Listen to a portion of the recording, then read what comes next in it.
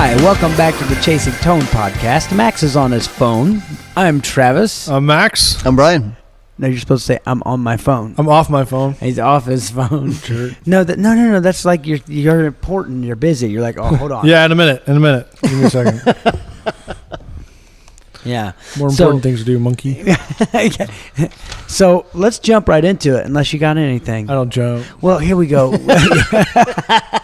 It's the same way with running. I don't do either one of those.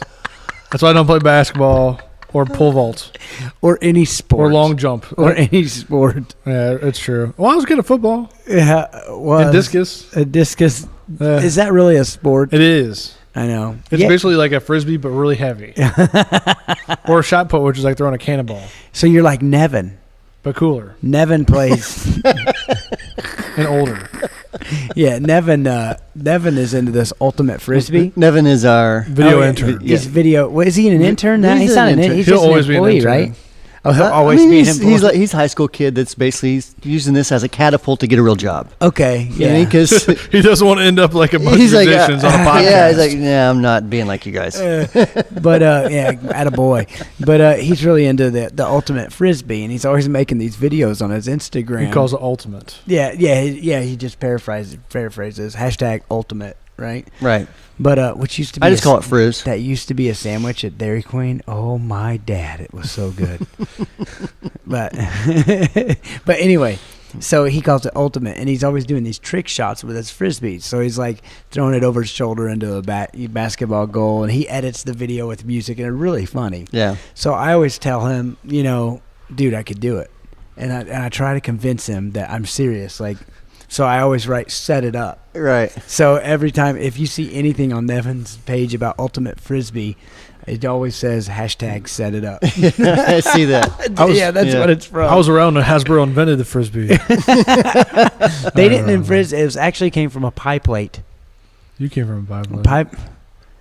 I'm going to skip that one. I am going to skip that one because we kind of all did. But anyway, so it's like a pie plate that says frisbee. Oh, now you're getting it. No, okay. No. Wait till you hear it back. You'll be like, oh, okay, it's not funny, but I get it. So hey, big shout out to PGS. Yeah, Pro Guitar Shop. If you're in the industry, if you're in the biz, you call it PGS. Yeah, sorry. ProGuitarShop.com. ProGuitarShop.com for all your awesome demos. Bought a pedal. What'd you buy? I think I bought a tuner. No? What did I buy? Oh, I bought the Ditto. Yeah, the TC Electronics. The small one or the big one? The small one. Nice. Yep, so I bought that, and then I guess they're fans of the podcast, so they sent us 3 shirts. Nice. And a note that said, "We likes your podcasts." Who's this? Pro Guitar Shop. Pro Guitar Shop. See, awesome. I get cool shirts, but they're either too big or too small. Yeah, this one's just right. The one from PGS is a little too big, but then we had a guy that makes T-shirts. Sam sent us some shirts, and they're a little too. Mine is a little too small. Yeah, we'll have to throw it up on the screen. We'll throw it up on the screen. There it is. See, check it out. So there's me, and it attached to the text I sent Travis's picture. It said, "Richard, what's wrong?" And as Tommy Boy, Bob Johnson, our video editor, Bojo, if you will, as we call him here, said it looks like a pumpkin trying to get out of his sock. Fantastic. So Bojo considered that stolen, sir. Pumpkin trying to get out of his sock. The shirt was a little snug. I'm really not that fat. The camera adds 50 pounds. And that's an iPhone camera too. That's a wide angle. I think it's basically just anything that snaps a photo of me captures, an extra 15 pounds. But it also has. It also has. He said it's funny because you're fat. Not fat. But lucky for me, it also makes your hair look amazing. Wait a minute, that's just the way it looks. Get my fans going. Yeah, wait.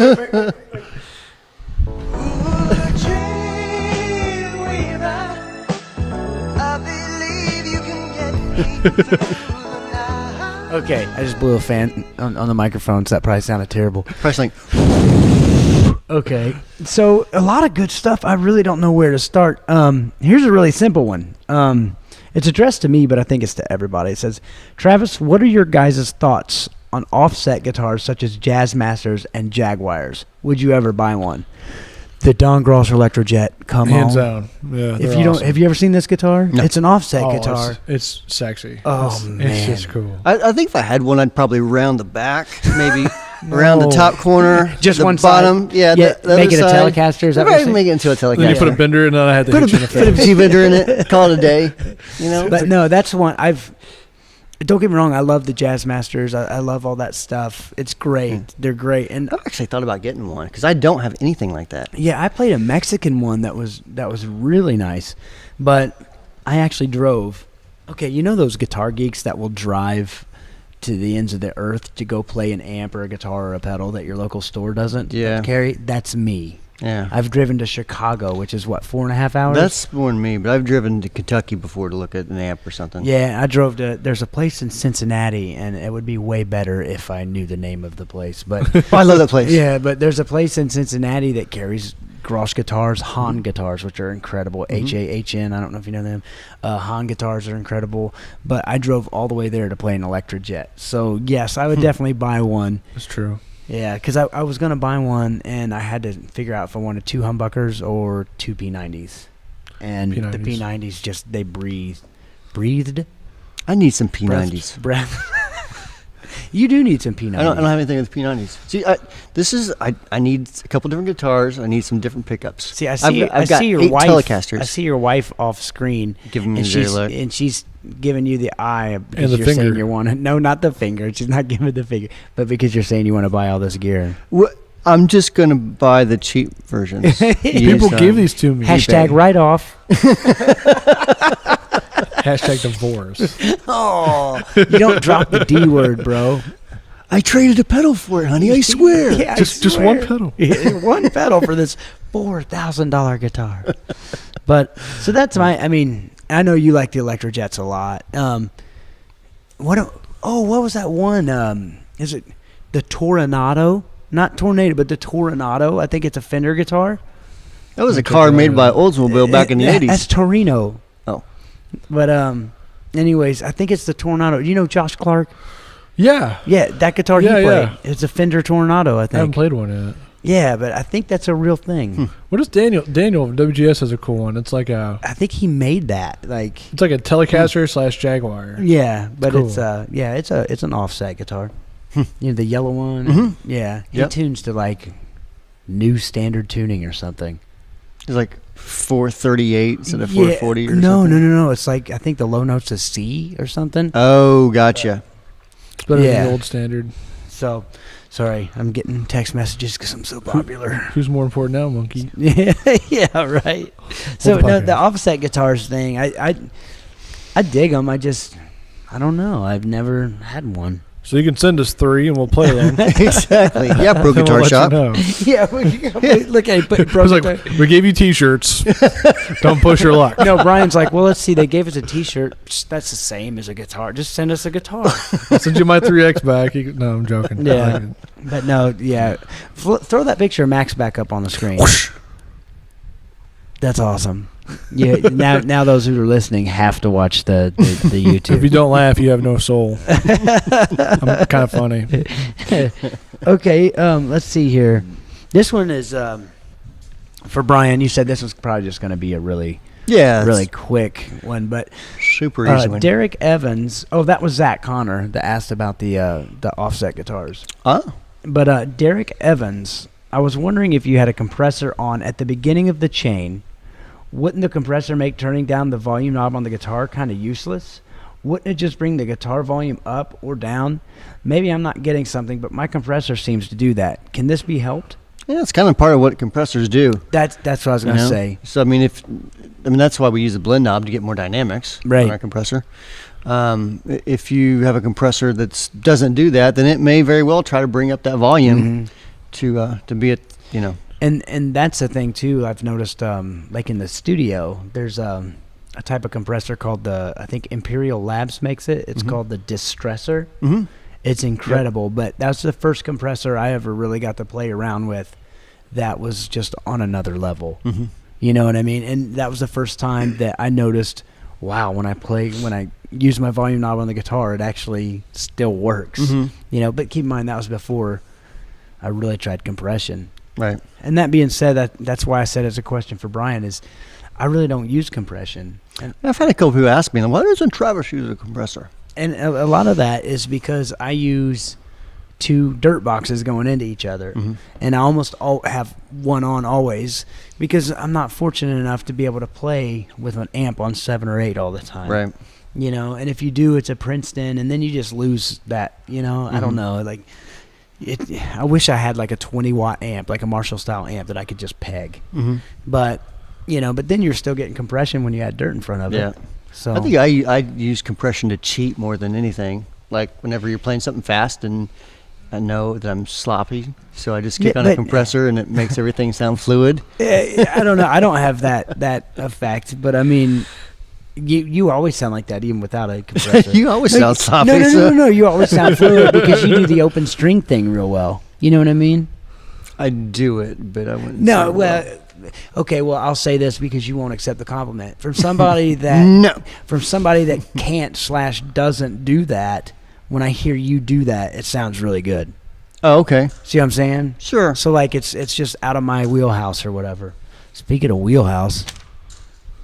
Not even going there. Not even going there. Not even going there. But I think we should release that. Why wouldn't you? I mean, I love mine. It's been around forever. I'm gonna call it something different though. Yeah. Oh well, yeah, I know. But now probably like Tire House or something. Tire House. Yeah. Tire Barn. But make sure it's British. Make sure it's TYRE. That's a good idea. Yeah. Yeah. It's not a good idea. You're right. I should call it the Hairstortion just. Because it's not a distortion, that's nothing to do with it. But well, people will want it, that's for sure. Okay, so this guy, Mike Carlson, he just basically sent us a bunch of hashtags. It's true, it's great. It said #basic pedalboard questions. By the way, Mike, thank you for capitalizing each new word in these hashtags, because the one where it says volume pedal or tuner or bypass when switching guitars, that would have been really hard to decipher. So, man, I say we just kind of go down the list, sure. Right? Okay. Do power supplies make a difference? Yeah, I mean, a good one versus like a real cheap one. Well, let me take that back. Like, if you're using like one with isolated output, like the Voodoo Labs or, one of the ones you guys like to use, that's a lot different than like your basic $20 plug into the wall adapter, Right. Especially when you're daisy chaining a bunch of pedals together. Right. So you can get more noise and a signal chain whenever you're daisy chaining a bunch of stuff together.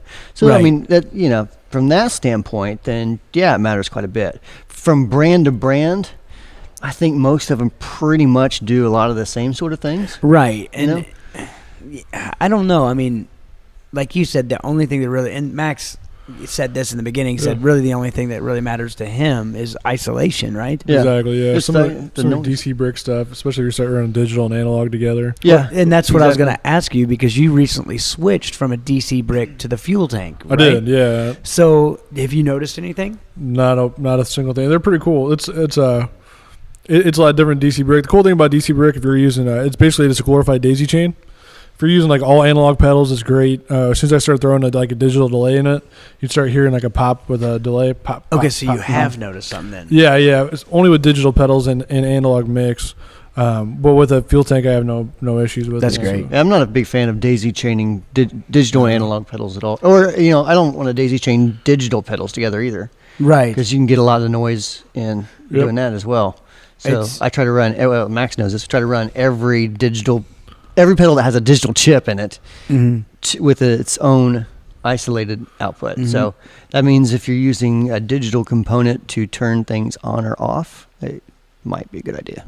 I got something I want to add. This is nerd stuff. So, and I kind of want it clarified, because a lot of people, they know 9-volt negative center pin DC. They know that, right? Okay. But I don't think a lot of people understand the power draw. So for instance, there's two things, and number one, I'll start this and tell me if I'm wrong or right. So let's say you have a 1,000 milliamp or a 1 amp, right? So you have a 1 amp power supply. Okay. Does that mean 10 pedals that draw 10 amps or 100 amps can come off of it? Or No, how's that work? if you have a 1 amp power supply, you can't run. Or not, I mean milliamps. I'm sorry. I'm sorry. No, so does that mean 10? The numbers. The numbers. We do the math on that real quick, but yeah, that doesn't work out. Okay, so if you have a 1 amp power supply, can 10 pedals that pull 100 milliamps run off of it? Okay, let's not say 10 probably amps. mathematically, maybe. But it's kind of pretty close. I probably would. But that's the theory, I guess what I'm saying. Yeah, I mean. And another thing. But I mean, those milliamps, it may change a little bit from pedal to pedal. Right, you know? Right. So. But I guess what I'm getting at there, too, is the second part. So. Or that may not be exact. Sorry, I keep interrupting. Oh, no, you're fine. It may not be exactly 1,000 milliamps on that particular. Exactly. You know, there's fluctuations with everything. Right. So. There's tolerances. But I guess where I'm getting with that is, from what I understand, and I didn't realize this, and maybe, I'm the minority here, but I didn't realize, like, let's say, I'm making this up, so please don't try to check me, but let's say the Clarksdale draws 23 milliamps. Is it 23? Okay, let's say it draws 23 milliamps. Mm-hmm. So if you have it on a 1 amp power supply, it's still only drawing. It's not going to use more. Right. Like you could have a power supply that like 100 I know. amps. A lot of people think that that's going to blow it. You know what I mean? They'll think, well, I'm sending all these milliamps to this pedal. No. You see what I'm saying? It just takes what it needs. It's like having exactly what I was getting ready to say. This gigantic, huge bowl full of biscuits and gravy. Go on. And it just eats one biscuit. One biscuit. It just eats one biscuit. Why would it do that? But we should demonstrate that. We did in I the could. break room just before this. Now that I said 23 milliamps, I can't remember if it was 23 or 17. Yes. Don't Google fact it, check me on monkey. this. Probably both. Google it, monkey. It's both. Yeah, There's a it depends on tolerance the day. between. Yeah, it depends on the temperature of the stage. It's somewhere between 0 and 100. Right. Does it power on? Yeah, okay, it works. Not necessarily, because if you put the wrong... Never mind. Yeah, then you'll burn it out. And I've said this many times before, but one of my favorite Wamplerisms is, hey, Brian, this guy put, AC through his reverb pedal, man. Is there anything we could do with him? Yeah, just thank him for his purchase of a new 4-string reverb. Of course, we hooked him up, but yeah. It's totally sarcasm, but it just cracked me up. Always check to make sure what type of power your pedal uses. Yeah. But I mean, I've done that before. Like you have a line 6. And not even all the line 6s, but you have a power supply that goes to something else, but it's still that shape. Mm-hmm. And you unplug one pedal, stick a new one in. I think everybody's done it. I almost did it to my rotosphere. Yeah. You've never done it? I've done it. Almost done it. Yeah. I've done it. Speaking of which, I need to send my 4-spring reverb in for repair. You let flat factory smoke out of it that way. Actually, no. For some reason, it just stopped working. I didn't plug the wrong power supply into it. For some reason, it just stopped working. It's probably our shoddy customer service. No, I just haven't done anything about it. I need to do something about it. You should call into the office and see if Max can fix that. Right. I should. Call from a number that he won't. Call from the office. I was Travis, hang up the phone. It's Craig Biffawall. I got some problem with my reverb pedal. It's not reverberating the way it should. Reverberating. I just want to know if I can get a little bit more reverberation out of this reverb pedal, because it's not reverberating at all. I think I broke some of the springs inside. Anywhere you guys can replace those? Yeah. Is it all analog? No, we can't fit the springs in there. That's really all I have to add about power supplies. But yeah. But, that's the main thing, is they only draw what they need. Mm-hmm. Because I think a lot of people will look at, because let's face it, like I said, we've all done that. We've all grabbed a random power supply and been like, will this work? Or hope it works. Like, exactly. This is Black & Decker, but yeah, right. Hope it works. But I used to think that. I used to think, oh, man, it says, 2,500 milliamps. If I put that up here, it's going to blow it. Yeah. It doesn't work that way. As long as it's 9-volt, negative center pin, DC. Yes. Right. Okay. DC negative center tip, please. Yeah. Right. Nothing else. So, here's one, Max. I'll let you take this one. Hashtag. Everyone's hashtag favorite custom pedal board maker. Blackbird Pedalboards. Shkabang. Right, well, there's two, Blackbird like or Hebert. Bob Hebert builds a kind of cool one. He builds all our show boards, but Blackbird's been exceptionally good to me. And they make a really light pedal board. It's like really reasonably priced. And they come with a hard shell case. And a flight case with it, yeah. There's a couple of them. Temple's a good one. Salvage. Salvage is great. The problem is there's so many. It's just like the pedal thing, man. There's so many doing great work. Yeah. So what I tend to do is, customer loyalty or brand loyalty. Basically, I go to where the people are cool. And so far, that's been Blackbird for me, and then Daniel from Salvage. Those guys. Daniel's funny.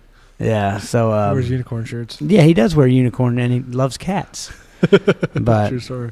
Yeah. So anyway, those are probably my favorite. I'm trying to think of any of them, and of course, Pedal Train.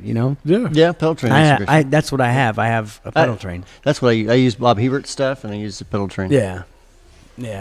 Bob does make some good stuff. He'll do whatever you want. He sent some awesome, and I mean that like in the literal sense, not like totally awesome, dude. Like seriously awesome pedal boards out to Charles Whitfield. Really? Yep. Nice. I'm not sure if like Charles is like got customers that want some or whatever, but he was explaining it to me, and it like mint green with this going on. And it's got this, and you got that. Yeah, it's nice. It's like bang, and it's like bow, and nice. Yeah, boom, and then boom. Bing, and then the bow, then the boom. I don't know what that accent was. I don't know. It's kind of like you're making meatballs or something. Yeah, Italian. Go not on. Italian. I go not Italian food. Oh, Italian ice. Italian ice. Yeah, it's ice cream, kind of. You've had Italian ice, haven't you? You've had I Italian ice. haven't had Italian ice. What? I You're a guess food that's connoisseur. Ice with the spice. Is that a fat joke? Huh? I kind of swear food because I'm fat. Yes. No. What's Although up? I did What's say up, kettle? I did say what's up, pot? But I did say something mean to Max one time, and I still feel bad about this. We were walking in it was at JCPenney. We were Christmas shopping for our spouses. Because we're musicians that have no money. Exactly. We wait till the last minute. But we're walking in the mall or whatever, and he sees something. He's like, "Oh, I used to have one of those when I was little." I looked at him and go, "When were you little?" He goes, "When were you ever little?" And I don't, because you're 6'3" or whatever. Yeah. That's the Then he thing. immediately felt bad, and I didn't take it that way. But he still let me feel bad. Now I only bring it up once every Christmas. Yeah. Thanks. So that's been like 7 or 8 Christmases now. Hey, I think we should be even after that duck. The duck. The duck last Christmas. Or the Christmas before last. The one your wife made? Yeah. I love your wife. Huh? Easy. Whatever. Well, for food. For food. Well, in general, she's a good person. Yeah. Oh, she's great. Especially her enchiladas. Yeah. Although, dude, her fajitas are better, but we'll talk about that later.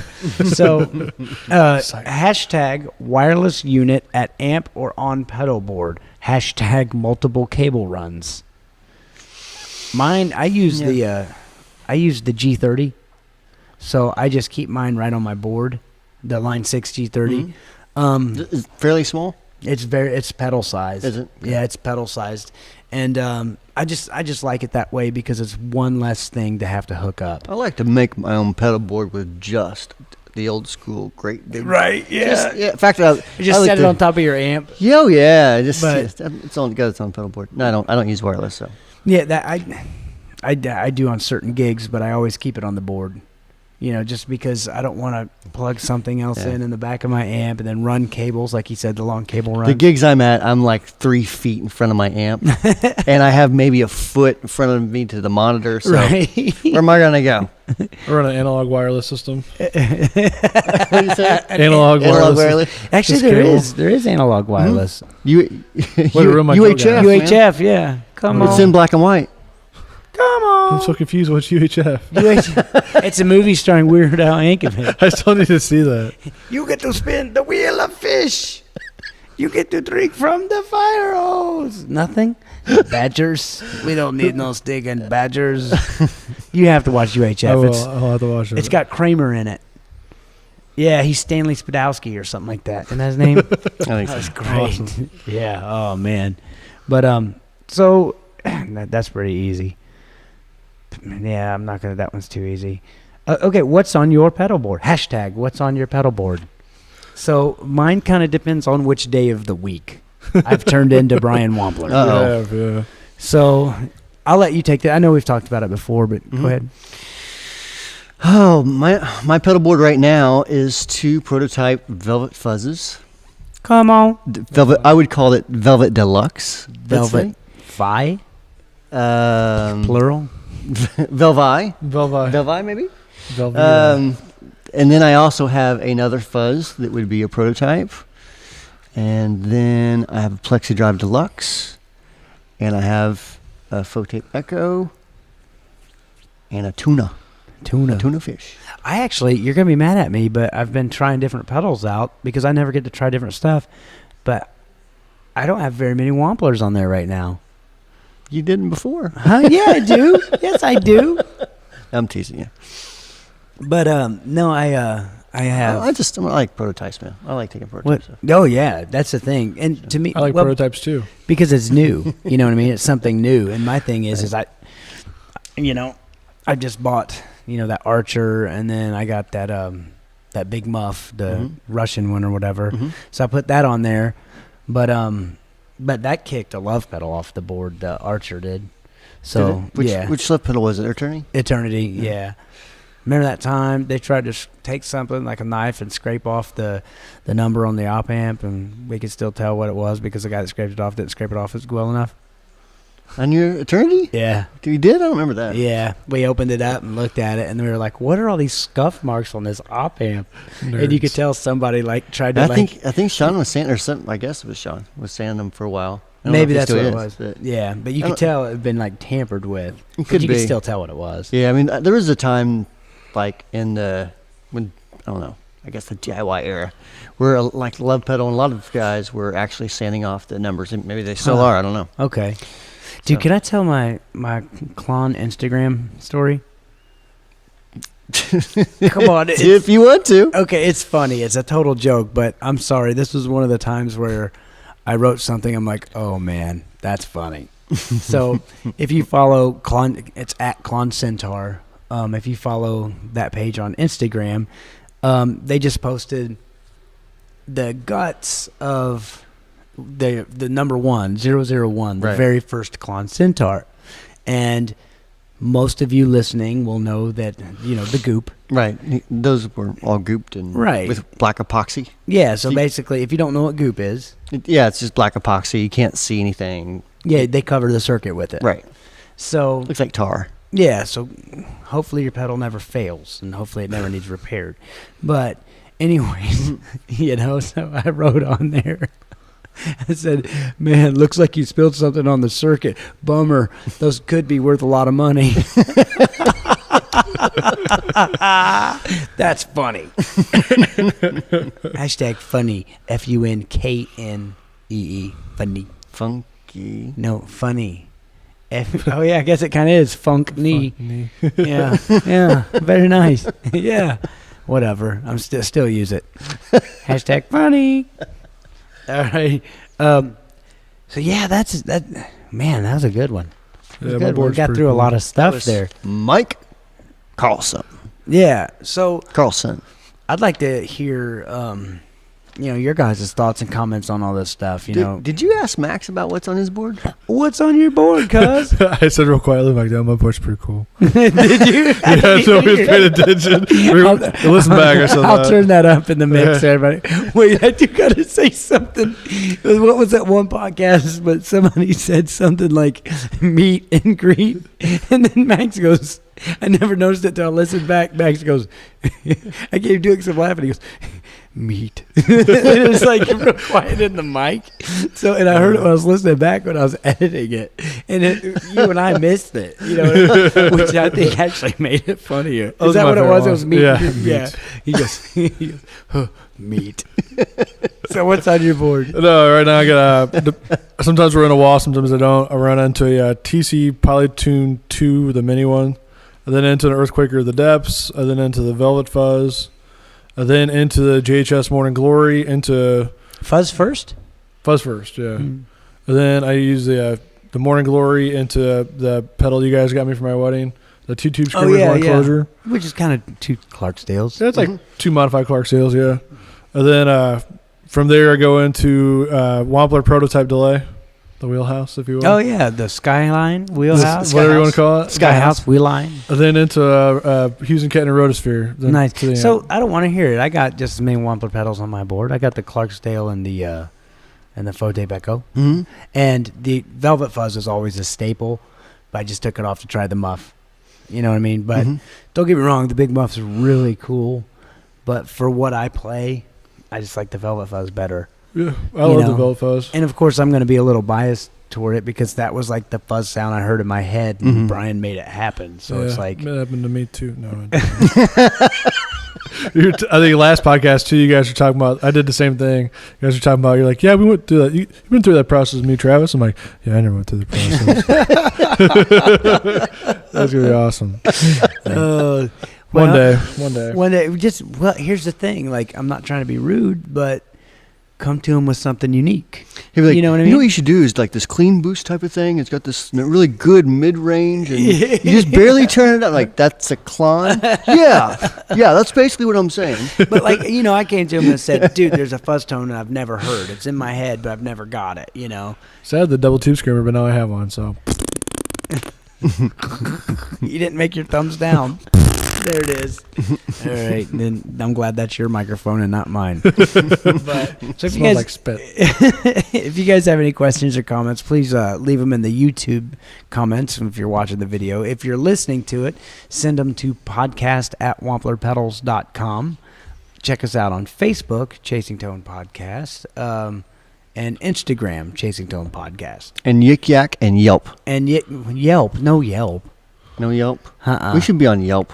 Check us out in the Yellow Pages. Wow, we are on. Hey, remember this? Exactly. You remember that? Yellow Pages. Let your fingers do the walking. Yeah. Remember that? Yeah. What's a phone book? Everybody outside of America we're like, what in the world are these guys talking about? Yeah, exactly. Yeah, Yellow Pages. Google Yellow. I think that's still their logos. The fingers walking, because it's only 40 years old. Why update it? Exactly. Says the company that has a 10-year-old logo. I still get a phone book delivered to me. It goes straight in the trash. I was gonna say we do, but in fact, my neighbor, I think my neighbor got bullet catchers. My neighbor got one delivered about a year ago, and I think it's still hanging up on his mailbox. that's Martinsville, Indiana for you folks. Come on. But so one of these days, I'll use it for kindling. Yeah, yeah, it'll probably be all too wet by then. Waterlogged. Yeah, waterlogged. Thank you. So, okay. Well, if you guys don't have anything, you guys have anything? No. I'm dry. All right. Well, for Max and Brian, I'm Travis. Thanks so much for listening.